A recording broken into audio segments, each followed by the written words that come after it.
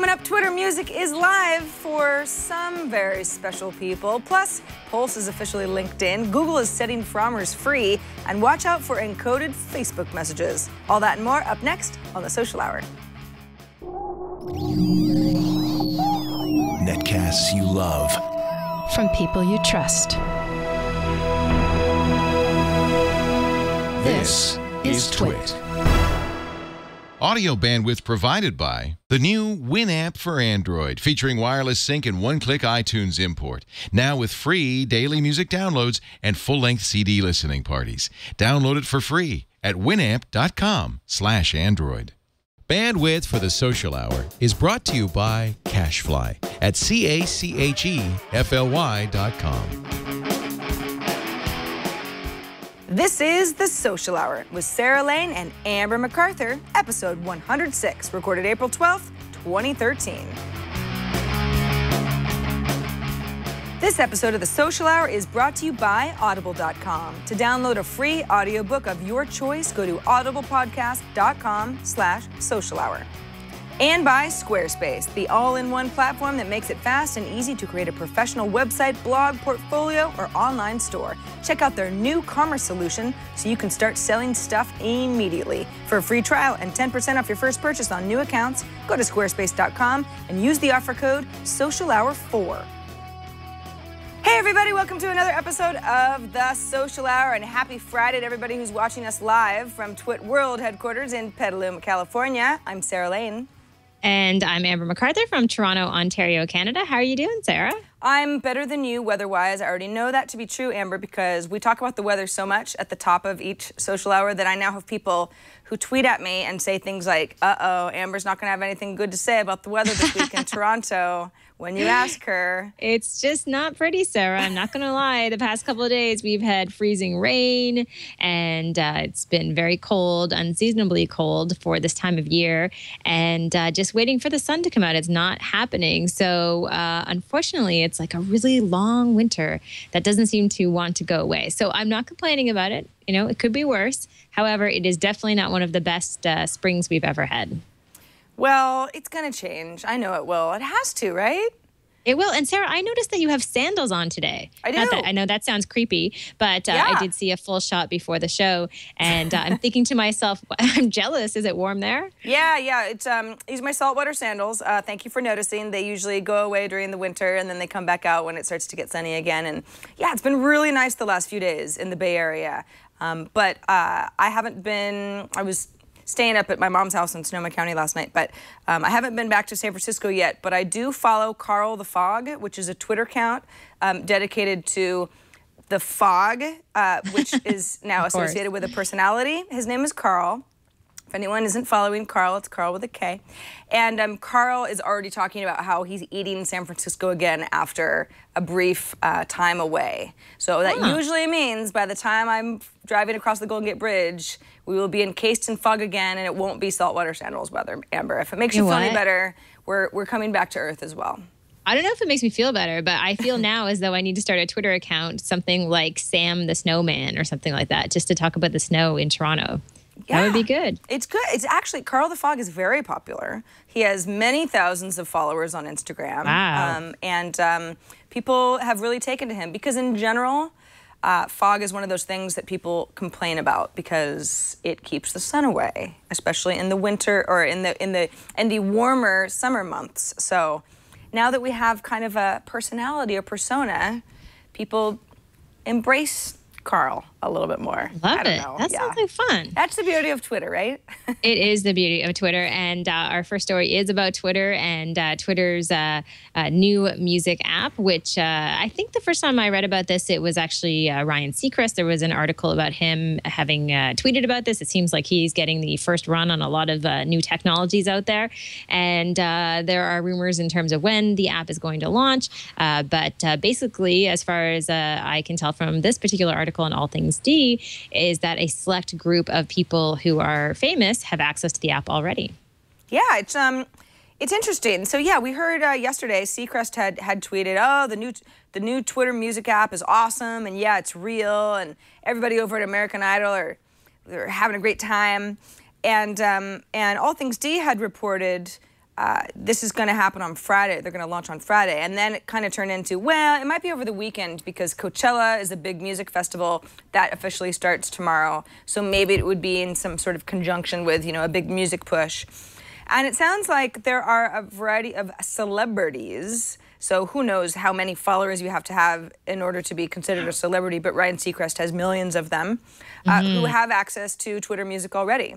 The idea, I guess, and I haven't seen it in working action yet, but the idea is that it would be a standalone app, apparently out for iOS to begin with, sort of the way Vine works, just for iOS users at the beginning. That's another property that Twitter acquired, which is the short video service. And with music, it would be something like if I'm following Amber and Amber listens to a song or likes a song or whatever data that Twitter can grab from maybe your activity, that would be suggested to me, a very social way of discovering music and listening to music. What's interesting is that, at least from what I hear, it sounds like Twitter has some agreements so that if you like a song and I want to hear that song, I would hear maybe a 30-second snippet of the song via iTunes or SoundCloud, but not necessarily the entire song. And that's where I think services like this sometimes fall short for me because an excerpt of a song sometimes is like, oh yeah, I know that song, but if I've never heard it before, it's really not enough. So I wonder how Twitter would make this maybe a more useful option going forward. Amber, do you think that Twitter is the right place to launch yet another music discovery tool?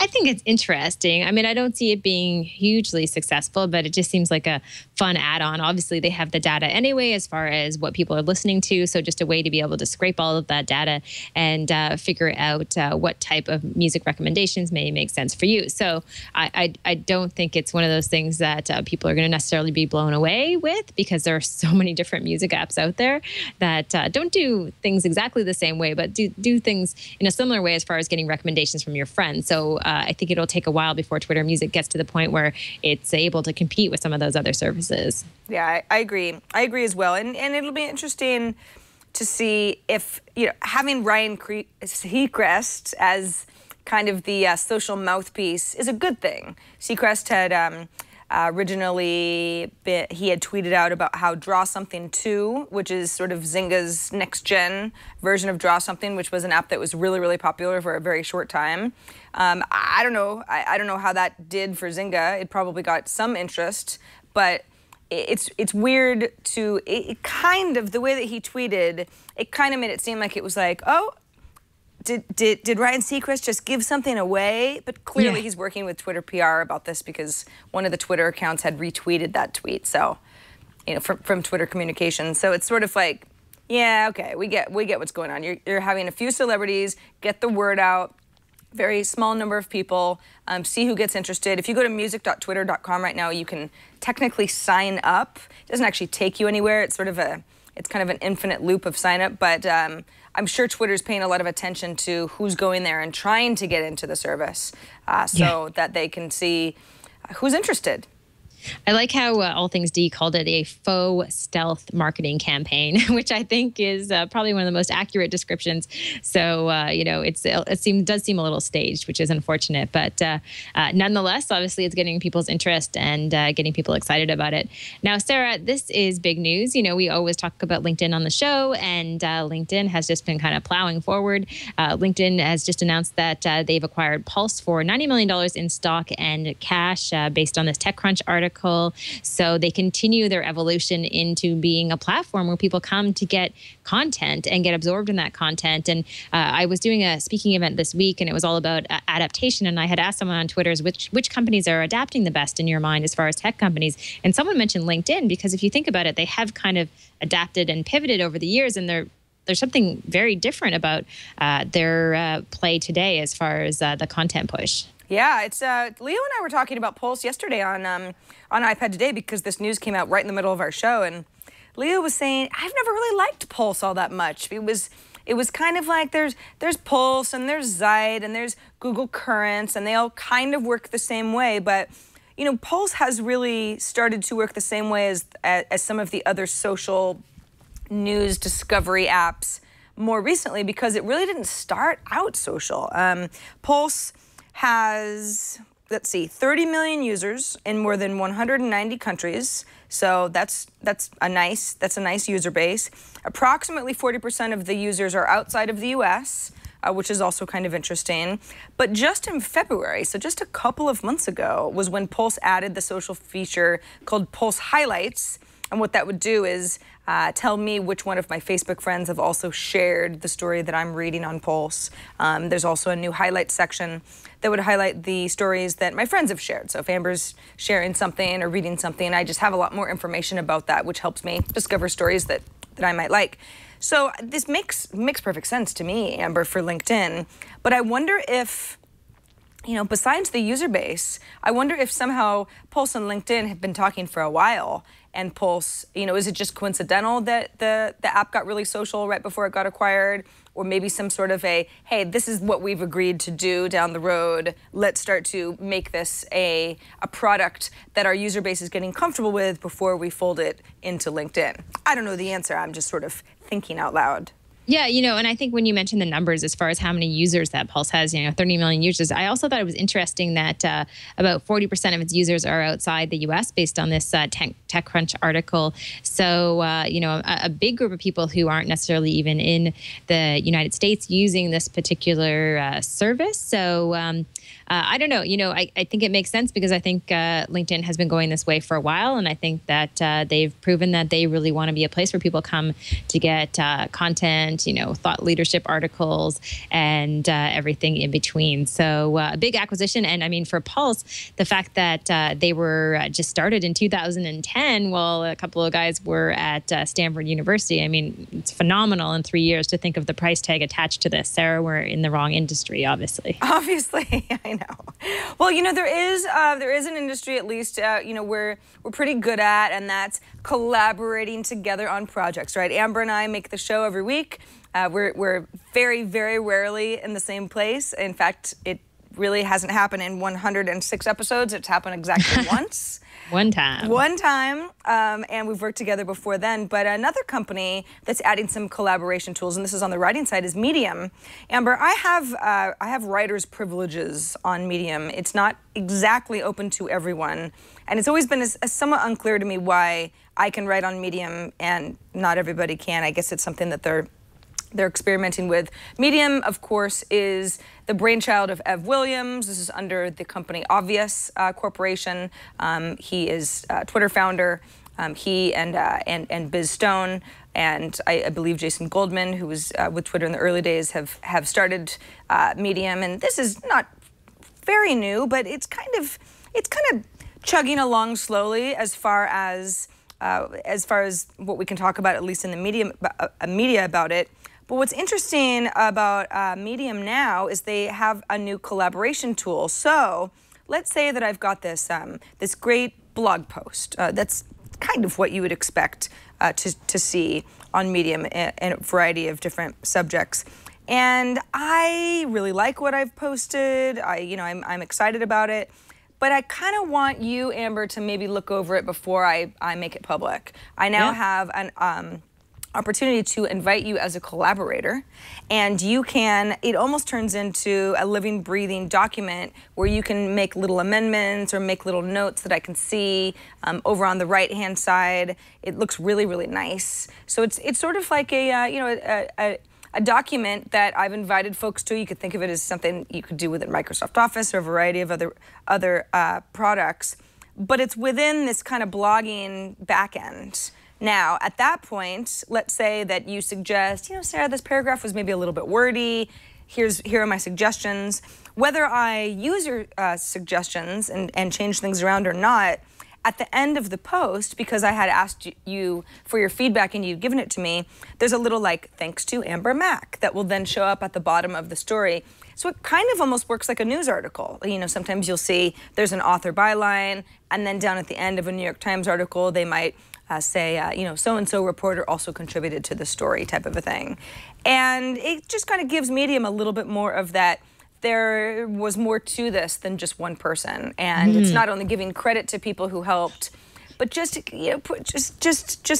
putting forth the idea that I'm probably stronger having a few people look at my work because collaboration can make really great projects. What do you think? Oh my gosh, yeah. I think, well, first of all, I think everybody needs an editor no matter what. And I've worked with some really great editors in the past, and they always end up making the piece better. So I think this, from a visual perspective, it looks beautiful. I mean, I haven't been using Medium at all, and I haven't been following it too closely, but I love this integration. And in fact, in some ways I could see it available in other tools. I know there's one tool that I used a lot when I was writing my book called Scrivener, I believe. And it's basically a great tool to be able to go in and manage something that's a really kind of long form writing. So having a feature like this would be amazing. In the blogging world, I think it's cool too. It makes sense. I just, again, on the Medium front, it's not a company that I hear a lot about, but I think they've done a beautiful job creating that tool. But I don't know how long it will stick. Do you have a different opinion of it, Sarah? Not really. Like I said, I've gotten into it so that I could publish via Medium if I wanted to. I'm not really writing a whole lot of anything though, Amber, so it's certainly not because I want to stay away from Medium for any reason.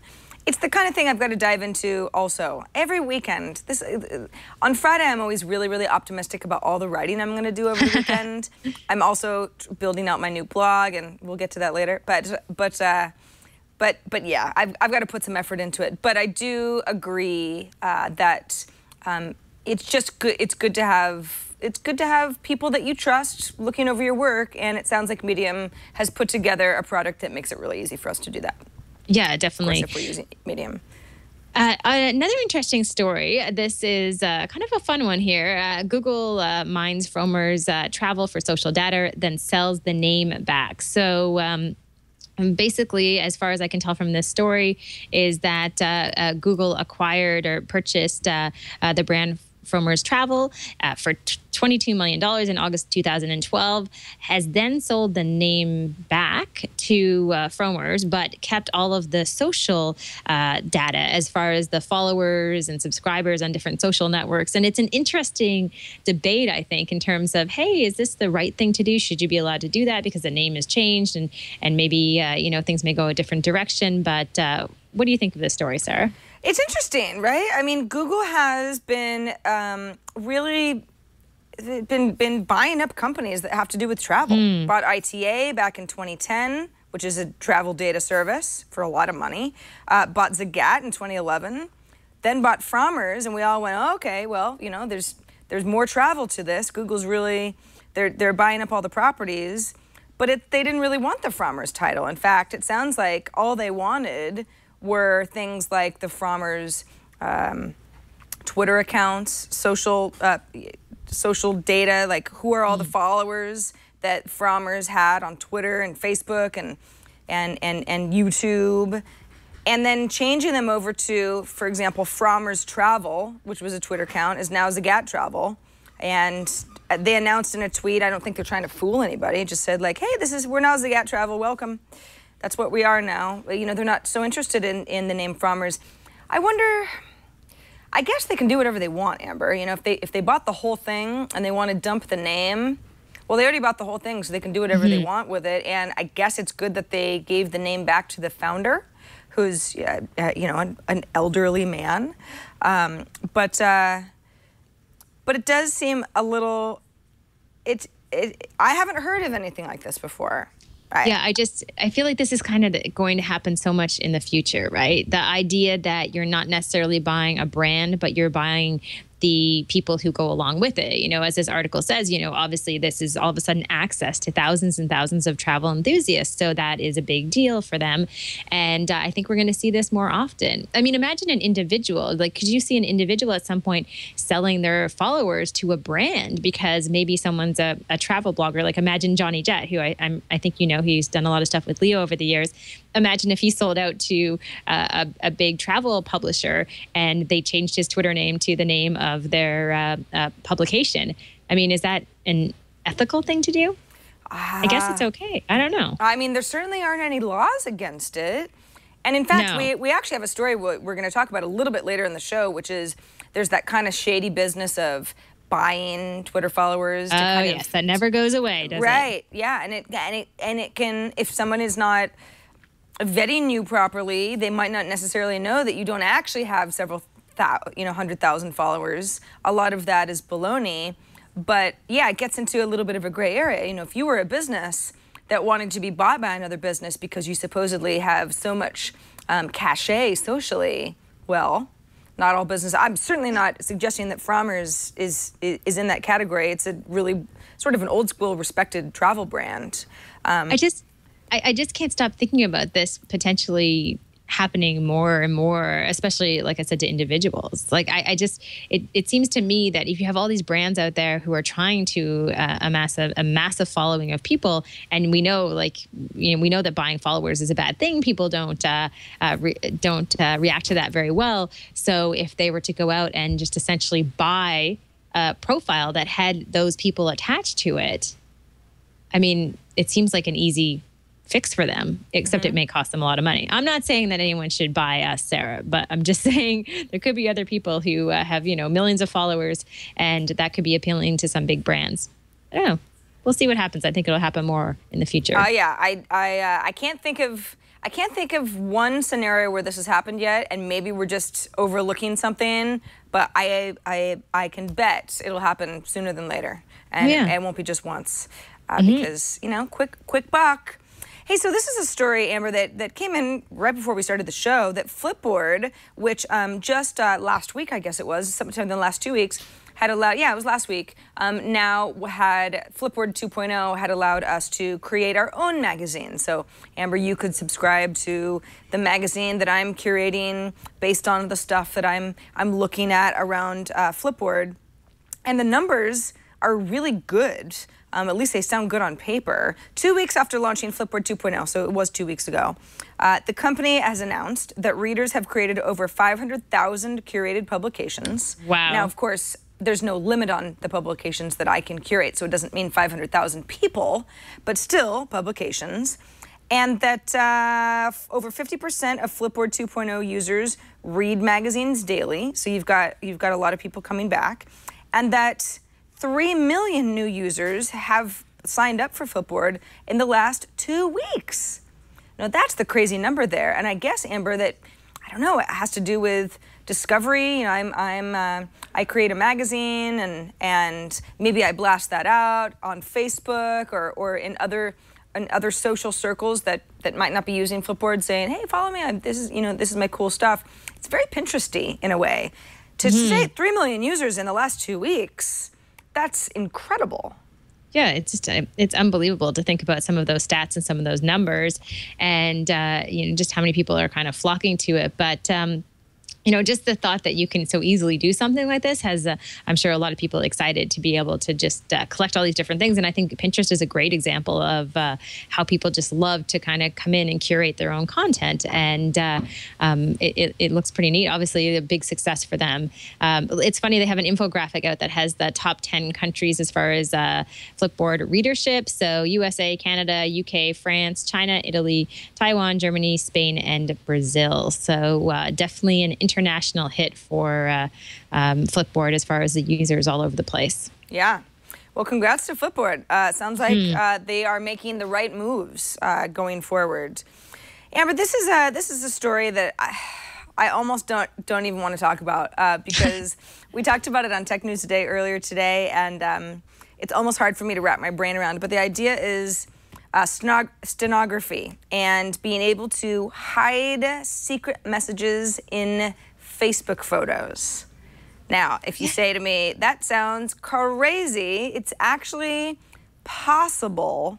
The idea is that a college student who actually used to be an intern at Google and works in computer science, goes to Oxford University, has created an extension, it just works in Chrome, at least for now, that lets anyone share messages hidden inside JPEG images that are uploaded to Facebook. And in order for anybody to be able to decipher these messages, they need to have the password that I have created. And the idea is that the creator, his name is Owen Campbell Moore, said, we want to demonstrate that JPEG stenography can be performed on social media, whereas previously been impossible. He said he spent about 2 months over the last year working on the extension as a research project. He then said, listen, this is not the sort of thing where everyone has to freak out and wonder if all the terrorists are hiding information inside Facebook photos. Just that is something that can be done. And the idea with stenography is that it's sort of like you're hiding a message in a place that no one would think to look for a message. I mean, if it's a JPEG image that just looks like an image, well, we have however many millions of images on Facebook right now, and they all just look like they're supposed to be there, not necessarily looking fishy in the first place. So, I don't know, Amber, does it scare you? Does Facebook seem like the place where there could be these private back channel conversations going on that are troublesome or worrisome to us? I feel like it takes not too much effort, but a little bit of effort to be able to go in and to create that secret book image. So at the end of the day, I think for most people, they may find an easier way to be able to share a secret that isn't necessarily done in this respect as far as, installing the extension and what other details need to be figured out. So I think it's more of an experiment, a research project, and makes sense, but I'm not sure if it's going to catch on. The only thing I don't understand, Sarah, and I read the article, is that as far as the shared password, so what's the process of getting that password to an individual? I don't know. Do you know that piece? I can't figure that piece out. That's a good question. I was thinking about that earlier, and sorry that I said stenography. A couple of people in chat are like, it's steganography. Sorry, I just misspoke. I don't know. I don't know if it's just, it would be a matter of me saying to you, in an email or something like, hey, that thing, here's the password. I'm not exactly sure, but and that's probably something that will have to be worked out so that it is as seamless as possible. But I feel like there's this.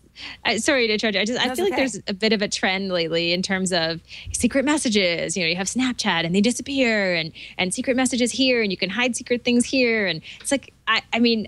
Does anyone actually feel safe doing anything online and believe that it will be a secret forever? I mean, I think it's just a little bit misleading at the end of the day. Yeah, this is the kind of thing where I think, well, I mean, I just don't have any reason to be hiding messages and photos, but that certainly doesn't mean that I wouldn't someday or that people don't now.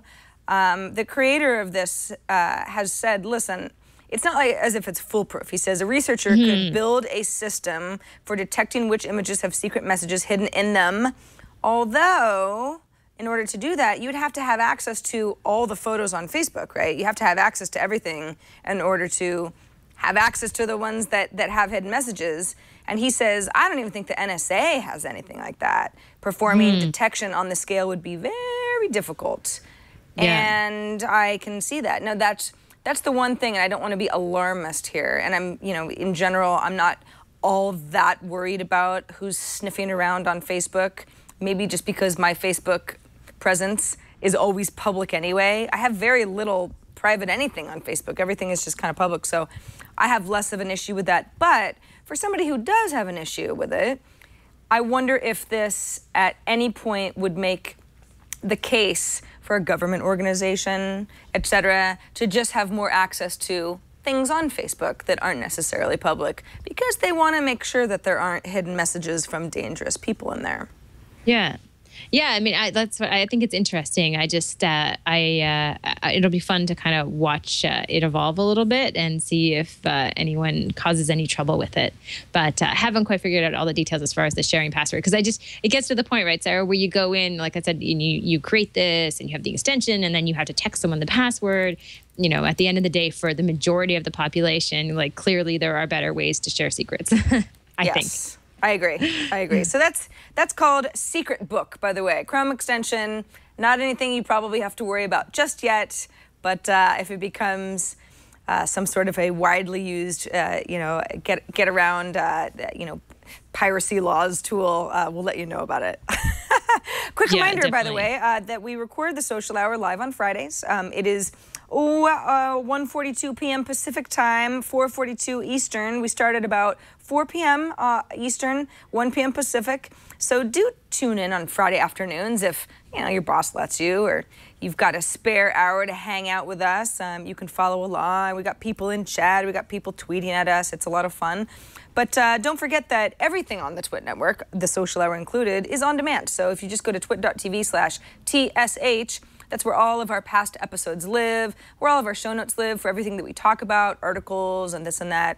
So that's very helpful. And if you want to get back to us with feedback or maybe ideas for articles that you want us to look at, anything like that, because we love your feedback, do email us at thesocialhour@twit.tv, especially if you've got links and stuff like that. Sometimes it's easier to email us than tweet us. But we'll pretty much take anything you want to talk about, because it is a collaborative effort. It's a very social show. Okay, Amber, we got some social tips, we got some spotlights, but first, let's take a moment to thank Audible for sponsoring this episode of The Social Hour. If you are the kind of person who doesn't feel that they read enough, or, I don't know, you kind of need to get into a book and for taking you like months to get through the Song of Ice and Fire or something like that, right? This is probably sounding familiar. Audible is a great place to give it a go. Give it a go, because it's audiobooks. It's not only audiobooks, but it's over 100,000 audiobooks. They're all downloadable titles. And they've got all types of books. You know, you've got classic literature, you've got crazy fiction drama, you've got nonfiction, you've got all the kind of books you could possibly want, and it's all being read to you. And this is stuff that you can access not only on your computer, but a variety of mobile devices. So you can take your audiobook and go with you. If I'm listening to Lean In, Sheryl Sandberg's book about the plight of the woman and empowering ourselves, and I'm sure you've heard about it. And let's say I don't, this is actually a true story. I've got a book club, and we're supposed to be done with Lean In by next Wednesday. We're all going to get together and eat some pizza and drink some wine and talk about it. Well, I just don't know if I've got time to sit down and read the book over the weekend. But I know that the book is 6 hours and 27 minutes when being read to me, because Audible tells me right on the Lean In page, which is pretty cool. And I think to myself, well, you know what? I'm probably going to be driving / walking / on the elliptical at the gym collectively for about that amount of time. I can listen to this book without actually altering anything that I'm already doing and having to carve out extra time for myself. This kind of just fits into my day. That's the coolest thing. That is the absolute coolest thing. So if you're interested in something like this, Audible is actually offering us free audiobooks. For listeners and viewers of The Social Hour, you can get a free audiobook to give you a chance to try out their service. Hey, have you not listened / read Lean In yet? Maybe that's the book that you'd want, but you can choose any book you like. So download a free audiobook. Here's what you do. And again, you can choose any one you like. audiblepodcast.com/social hour. That's the URL to go ahead and try Audible free, 30 days, get that free audiobook, and I guarantee you're gonna love it. There's something about audiobooks, Amber, and I know I'm preaching to the choir here with you a little bit. Yeah, definitely. It's just an easier way to be able to get all that information in. And I totally agree. It's hard for me to sit down and actually find time to read a book, although I have gotten pretty far, about halfway into Lean In so far. And it would be easier if I just listened to it, because the periods of my life I have to sit down and focus on it are just few and far between. So I might have to pick up the rest in an audiobook form. Yeah, and some people even say it's not so much about the fact that you don't have enough time. It's something about the retention. Some people are great at reading. Other people really like listening. You get more out of it that way. So again, audiblepodcast.com/social hour, and give Audible a try. You will like it. I guarantee it. And if you don't, then I want to hear about it. You can berate me on social media. Speaking of social media, Amber, what is Tint and how can it help businesses? Yeah, this is our social tip for the week, and I thought this was really cool. I just stumbled across it. I hadn't seen it before, but I know that more and more companies are putting together a social hub on their website. We saw this most recently with the shipping line. I believe we had Jonathan from Maersk on the line about all of their social media success, and they actually have an entire part of their site is a social media hub. So everything they post on Instagram, Facebook, it all shows up there. What's really cool about the service called Tint is it helps to automate that process. So you can create your own social hub on your site simply by using Tint. It starts as a free version, and there are paid versions as well. And then you basically pull in different feeds. It uses hashtags and other ways to get information in, and you can have a really slick looking hub that does have Pinterest-like qualities and is able to bring in all of that content that you create through social channels. So about 10,000 brands are currently using Tint, and it's relatively new, but I can imagine that more and more will take advantage of it just to be able to simply have something that is hub-like on their site. Yeah, so this whole idea, right? It keeps me from having to build some sort of a page that's on a third-party site, that's on some sort of a service that's away from my actual domain, where maybe I already have a good amount of readers or people who are coming back regularly and saying, hey, here's my site, but also look at my Pinterest page and maybe also look at my Twitter feed and that sort of thing. I can sort of pick and choose and curate that sort of experience on my own side. Is that right? Yeah, exactly. So you can basically create something that is very personalized towards what you want and manage it so it effectively gets all those messages without knowing very much as far as design and development. And I think that's what a lot of businesses are interested in. There was a time if you wanted to build a social hub like this, it would cost a lot of money, and now they have an out of the box solution that makes it that easy. So I think this is kind of the way people will go, is more and more brands create their own content channels. I've just been talking a lot about branded content with people, and it's amazing to see some of these brands turn their entire websites into basically content channels where they're just producing content around the industry that they're selling to. And it's not about selling their products, but it's about creating that content to kind of fuel that conversation.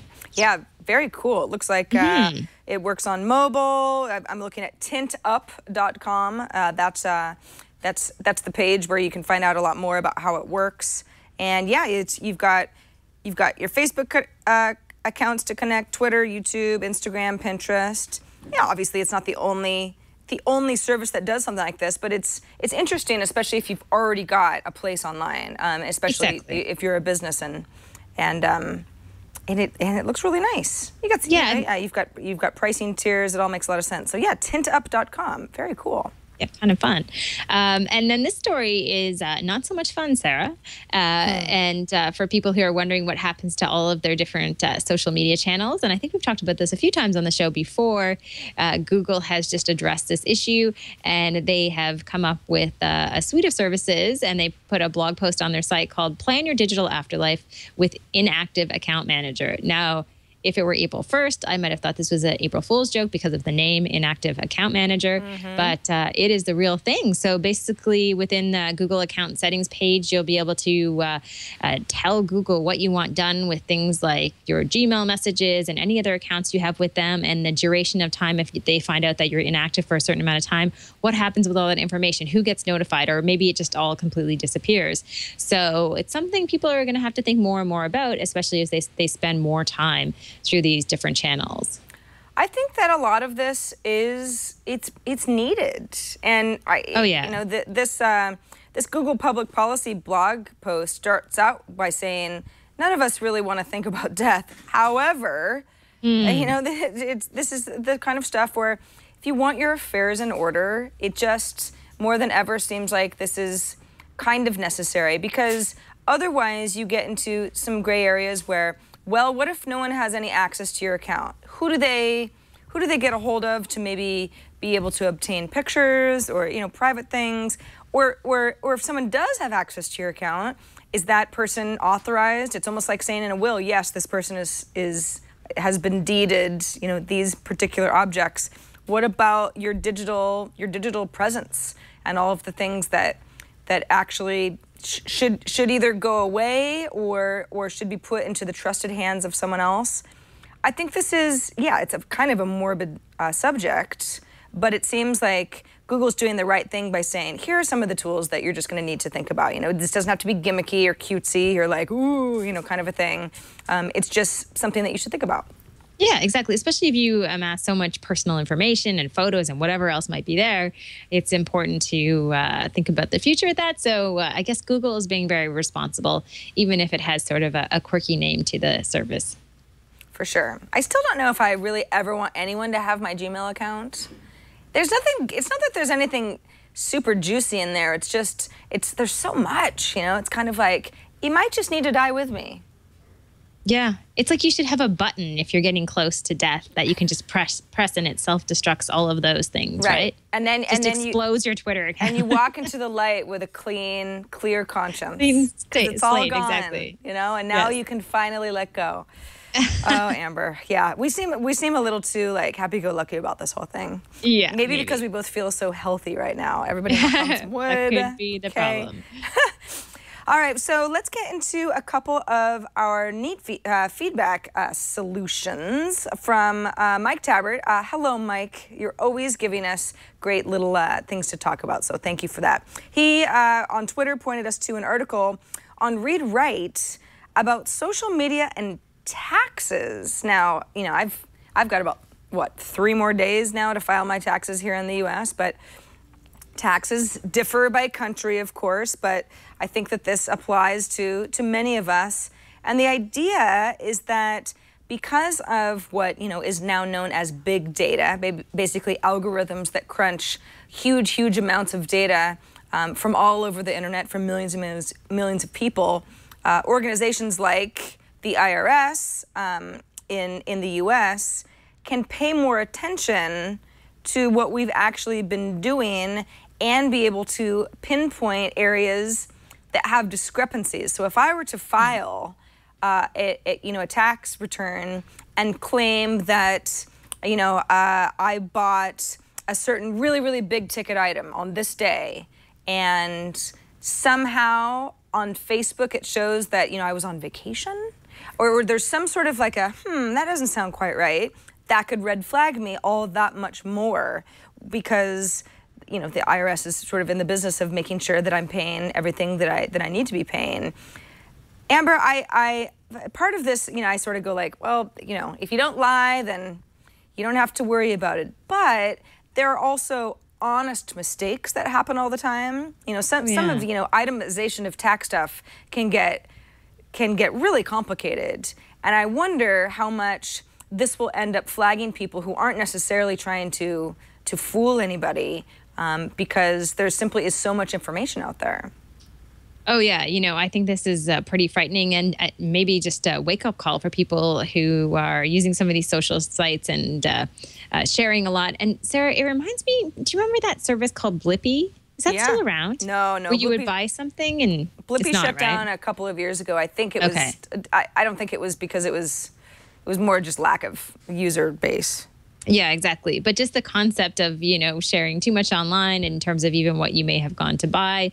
But yeah, I think that's a little bit scary for people. Even like you said, even people who aren't running into any problems with their taxes don't do anything wrong. But just knowing that your information is being looked at and could be taken the wrong way, I think is a frightening reality of our times, unfortunately. Yeah, I mean, you know, if you think the IRS is already looking at activity on places like eBay, you know, are they going to, you know, be looking that much more closely at credit card transactions and other online payments? I mean, so much of that, you know, has all been taken to the cloud anyway. And yeah, it's just, I think it's the way of the future, and we're just going to have to learn how to, you know, navigate. This is a great example of, you know, if there was some sort of, you know, Facebook photos is probably not where I'm going to be hiding secret messages, but if there was some way for the IRS to make sure that I wasn't keeping more money than I had to, they'd look anywhere. Yeah. So, yeah, it's a little frightening, but that's kind of how big data works. Oh yeah, for better or for worse.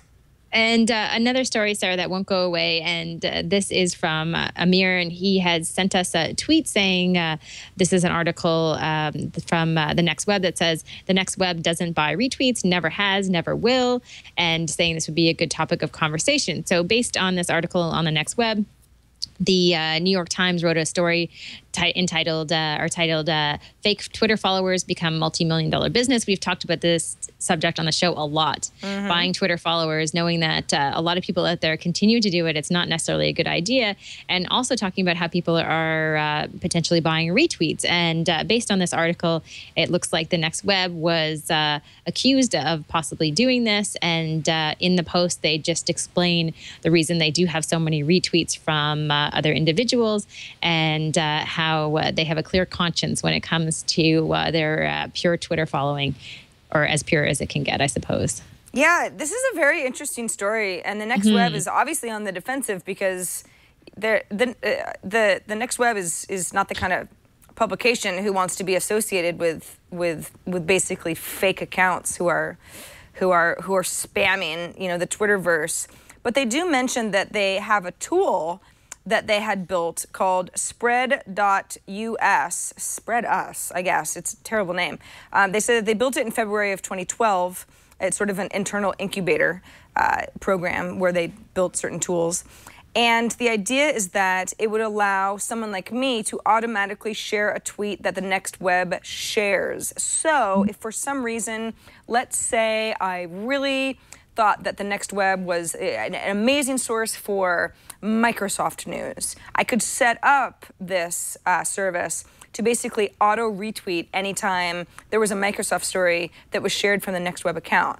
Now, that's not necessarily, I mean, that's not really an organic way of using Twitter, because I might not have necessarily even read that article.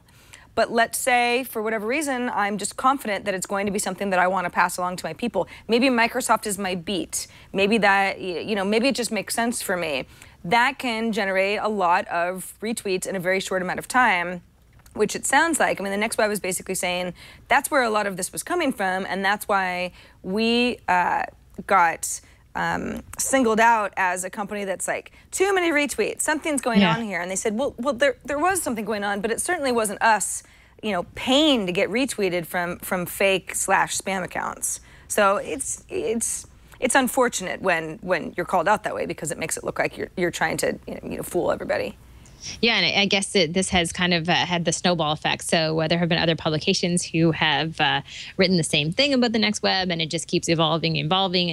And even though there is no real proof in terms of them doing this. So just an unfortunate situation. And it's a very hard thing to prove that you don't do that, right? I mean, you can stand there and say that you don't do it, but it's a very difficult thing to prove for anyone, whether you do it or not. So, it's never a good idea to do it anyway, but I do feel a little bit of their pain, and it's unfortunate that they got into the middle of this, if in fact what they're saying is true. Right. And that kind of goes back to what we were talking about earlier. It's like the next web is, and by the way, I have no reason to believe that what they're saying isn't completely true. It sounds like they were just kind of unfairly attacked in this sense. But if the next web did, for some reason want to make it seem like every time we send out a link, we get twice as many retweets as the next tech publication because maybe someone was interested in acquiring them. You know, there are all sorts of reasons where either individuals or businesses could benefit from something like this. And like you said, Amber, it can be really hard to know who's actually paid to boost their numbers, because anybody who's got over, several hundred followers are going to start having these weird accounts that aren't really legitimate anyway. There's just a lot of that going on Twitter. I mean, I know. Yeah, you can't get rid of it. You can't. There's a huge number of my followers that they're not active. It doesn't go anywhere. They don't have profile pictures. They don't interact with me. They probably have no idea who I am. And it's just fluff. And it's up to Twitter to go in and comb that stuff out, because I can't police that myself. No, it's too much, right? Yeah. Now, we also have an email from Art that says, "Hi, Sarah and Amber.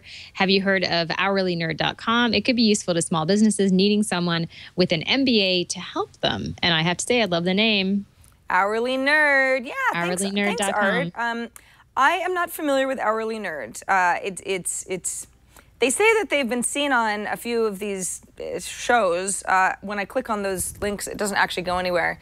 But the idea, as I understand it, is that this was created by a group of NBA students to basically give companies or individuals or freelancers or whatever some access to somebody that has specialized skills that you may not have if you didn't go to business school, basically. I did not. So, for example, there are some past projects that I can look through at Hourly Nerd, which is kind of interesting, where a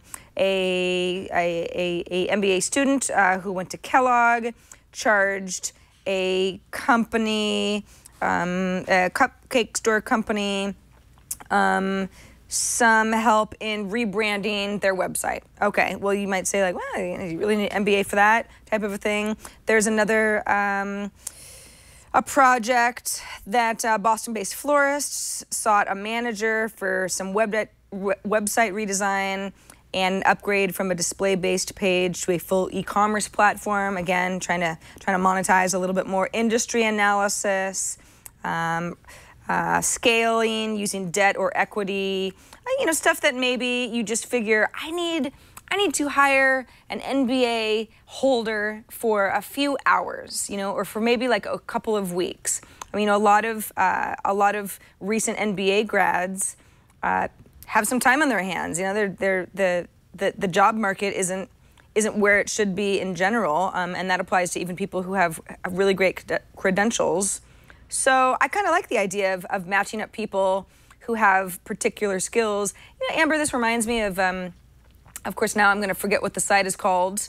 I'll have to look back. Maybe somebody in chat can remember. It was the idea that, if I wanted to take, let's say, French lessons, I could match myself up with somebody who had a degree in French, or was a skilled French teacher who had, maybe 10 spare hours per week, and we could be matched up. Sounds like the same thing, except that Hourly Nerd is really more focused on business and economics. Yeah, I was thinking at first of Fancy Hands, which I know is a little bit different, but still the idea that you are getting help from people who are looking for work and they're kind of one-off jobs. But it seems like this is a growing category of different services out there as people try to create a job for themselves if perhaps they don't have one. So I love the name, and hopefully they'll do well. And Sarah, before we wrap up this section of the show, I have to tell you we are not going to play Gangnam Style. Don't worry. Thank you. I'm glad. Yes, that's for you, because I know you probably couldn't hear that again. You might just hang up on me. But we are going to talk about Psy, and this is for our social media marketing campaign of the week. We see this all the time where someone who's had a lot of success online from YouTube or wherever becomes part of a campaign, and this one is no different. There is a food brand from South Korea that has basically hired Psy, and they're doing a contest where they're looking for Psy's next cooking chef. So someone who's going to cook for him and having some fun with that. It's a Facebook campaign, and there are a bunch of different elements to it. $40,000 prize. I believe that is actually monthly, but I could be wrong about that. I'll just double check. And, kind of having fun with his YouTube fame. So looks like Psy, even if he doesn't have another hit, at least he could have a chef. Yeah. There's a friend of mine who's she's Korean, and she's spent quite a bit of time in Korea and has a startup that was really geared towards the Korean community, even though she lives in San Francisco. I asked her about Psy, and I said, what's the deal? Is the whole kind of like Gangnam Style thing just some weird meme thing that happened in other parts of the world, or what? And she said, this guy has been on kind of the celebrity talk circuit in Korea for quite a while. He's already well known as kind of, he's a real character and this sort of a thing. So it's almost like, this just seems like it's almost like his music video was a really big hit, but that was just one of the many things that Psy is known for. So you got to give it to him. He seems like a pretty happy guy. I mean, I'm pretty sick of Gangnam Style. Don't particularly want to hear that on Pringles commercials or pistachio commercials or whatever it is they're using that song for now. But I applaud him. He's taken his internet fame and it seems to be transforming into other things. And long live Psy on the internet. Yeah, good for him, right? You know, he's created this amazing brand for himself. And I think the contest really lends to his quirkiness, because even in the write-up, they say that the person who's hired as the personal chef doesn't even need to know how to cook. So clearly there are some wacky elements to this particular campaign. And it's just kicking off, and should be kind of fun to watch at least some of the submissions to it. Absolutely. All right, really quickly before we get into our Rad or Fad segment, and you know what that means, it's the best part of the show, we want to remind you how you can get a hold of us. The Social Hour at twit.tv is how you can email us. You can leave us a voicemail, 2626-SOCIAL. That's 2626-SOCIAL. That's our Google Voice inbox. So Amber and I aren't going to answer, but we will listen to your message, and we'll play it in a future show. You can also record a video somewhere, upload it, send us the link, or tweet at us at Sarah Lane or at Amber Mac on Twitter, and you know how to get a hold of us. We're on Facebook. We're on Google+. We try to be as all over the place as we can. Quickly, before we do get into Rad or Fad, though, we want to thank Squarespace for sponsoring this episode of The Social Hour. Squarespace, of course, I was talking earlier in the show that I don't do all that much writing anymore these days, but I really want to get back into it. And when I do, I'm going to relaunch my new Squarespace blog. I think I'm going to use it as a Squarespace blog, but Squarespace is a lot more than just a blogging platform. I mean, it's pretty much the fastest way to create a professional website, a portfolio, an online store. You know, maybe I've really gotten into photography and I want to start selling some of my stuff or some of my knitting creations, or I mean pretty much anything you could think of. Squarespace Commerce provides a powerful and flexible e-commerce solution, which is very nice, especially for those of us who, you know, kind of be just dabbling, getting our toes wet, integrated to work with every Squarespace template. Now that is cool. So it's not like there are a lot of these Squarespace templates that work really well and look awesome even via mobile. But if you want to use the e-commerce function, you've only got a few templates to choose from. Now you can do it with all of them, and they're allowing sales for both physical and digital goods. So, you know, you could sell your music CDs, or you could sell hardcover books, or you could sell ebooks. Fast merchant account setup so you can accept payments right away with credit or debit cards. And for order management, you can track orders. You can provide customer email updates, print shipping labels, add coupons. So this is really, really professional stuff. Squarespace Commerce is included with a business plan subscription. That starts at $24 per month when you sign up for a year, or it's $30 for a monthly plan. So you've definitely got some flexibility there as well. Squarespace gives you and your website a great mobile experience as well. If you are selling stuff on your Squarespace site, you know full well that a lot of people are just going to be accessing it via mobile more and more. It's not going to go down, it's only going to go up. And that means you've got a mobile-ready store with Squarespace's new commerce solution. Of course, you've got that social media integration.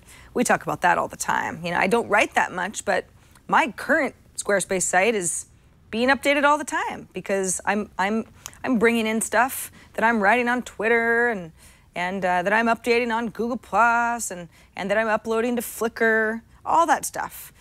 So if you're interested, here's what you do. A free trial at squarespace.com. You just sign up for a free account, and you don't need a credit card to do that. You can just try it out and start building your website from scratch. If you do decide to purchase a plan, use the offer code SOCIALHOUR4.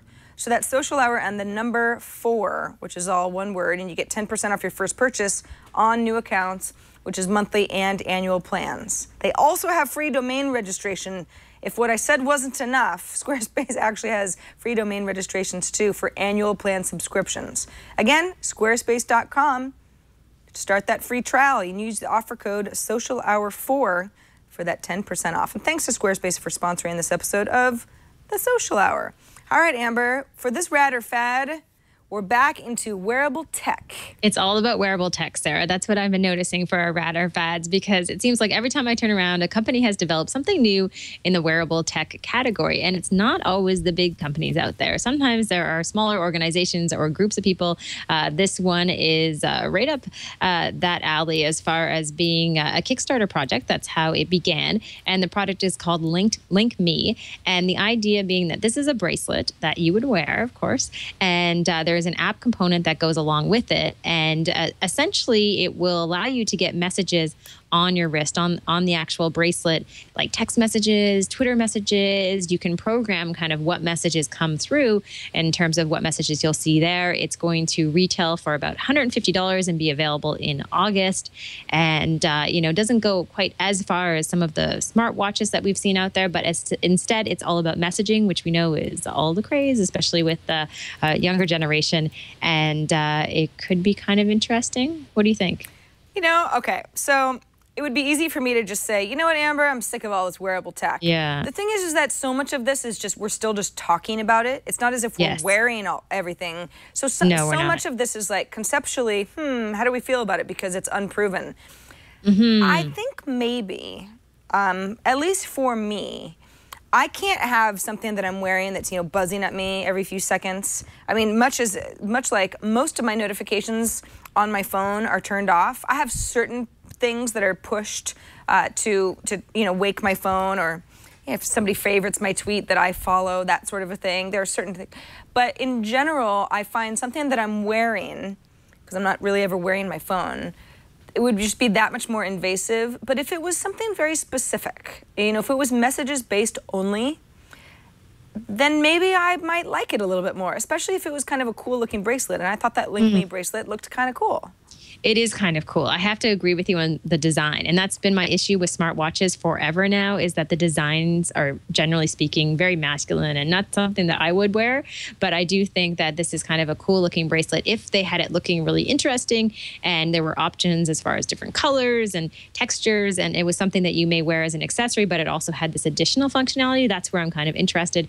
And also being able to simply get messages from, one specific person maybe, or a very small group of people, because I don't know about you, Sarah, but in my life, maybe there's 4 or 5 people that I need to communicate, and those are usually important messages, and it would be nice just to have those messages as part of that. But I think they have to be careful with the design, because how big do you want those messages to come up on your wrist in front of everybody at a meeting? It could be awkward. Yeah, it could be awkward. Absolutely, for sure. I'm going to go ahead and say that I think this is rad. I kind of like the look of it. I kind of like that it's sort of specific. I think that I'm going to give it for $150 if it works well and becomes something that I enjoy rather than something that I'm like, ugh, this is such a burden, I hate looking at this. Then I feel like it might be worth it. There is sort of like that LED thing that tends to make them all look the same. I mean, to me, that looks like a Nike Fuel Band right now. Yeah. But maybe there are different designs, and sort of like the Pebble watch where you can have different displays based on the skin that you download. And I think being able to manipulate how it comes up, right? I'm not a big fan of it kind of scrolling across the screen. Maybe you can, if you were able to change things like the font size, if you could go into an invisible mode, so maybe people couldn't see it, or whatever it might be. But I think we're still in really early days of wearable tech. So I do think it's kind of rad. But unfortunately, from a practical standpoint, we're kind of at the beginning of the fad stage too, because there's nothing that I'm just jumping on and saying, hey, this is a cool thing, I'm going to wear this every day. Yeah, I know. There's not yet. There's too much of it. We've got to have all these products come out in the next year. I assume we're going to have a lot more wearable tech options than we do right now, and then it's going to become obvious. What do people really want to wear? I mean, I wore that Nike Fuel Band for a good, I don't know, Amber, about 6 months. Oh, wow. And I got pretty used to it, but I mean, it wasn't like good looking. It didn't match anything else. If I wanted to wear like silver jewelry, it was going to look really weird next to it. And that was, some people don't care about that at all. I didn't care about it most of the time, but every once in a while I did. And so that's something that's got to be factored in too. I mean, does it become something that's fatigue because you just stop carrying? Are all these gadgets actually going to stand the test of time? My Fuel Band and my Jawbone Up, which was the bracelet I had before the Fuel Band, both bricked on their own through no fault of my own, and I just never got another replacement unit. So it's kind of like, what's the staying factor? Do we maybe have to keep them simple, or do we want wearable tech that does everything? I'm not sure. I don't know what the answer is yet. Yeah, I don't know what the answer is either. I mean, I know that obviously none of this is going away anytime soon, and we're going to see more and more of it around there. But I think there's still so much work to be done, and I think just the aesthetics of it all just need a whole lot of improvement before I see some of these things going mainstream. But it could be cool. The right person's going to figure it out, and the right company's going to figure it out, and it could be awesome. It could be totally rad, 100%. It could be totally rad. It's true. We've got the iWatch, maybe, and a variety of other things as well. So I'm excited. I'm excited for our wearable tech future, Amber, and I'm excited to pan a product that isn't good as well.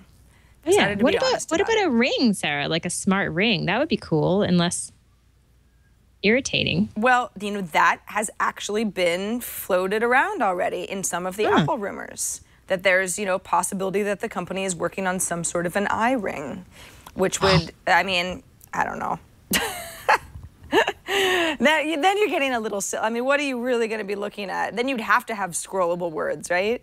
But I don't know. You're in a meeting, you don't want to look at your phone. If you had a ring on and all of a sudden things were scrolling around the inner side of it, and you could just kind of read your emails without anyone noticing. Yeah. It'd be interesting. Right. And you have to sort of be like, or you could kind of be like, You'd have to have fat fingers, though, because I don't think you get too much text on most people's fingers.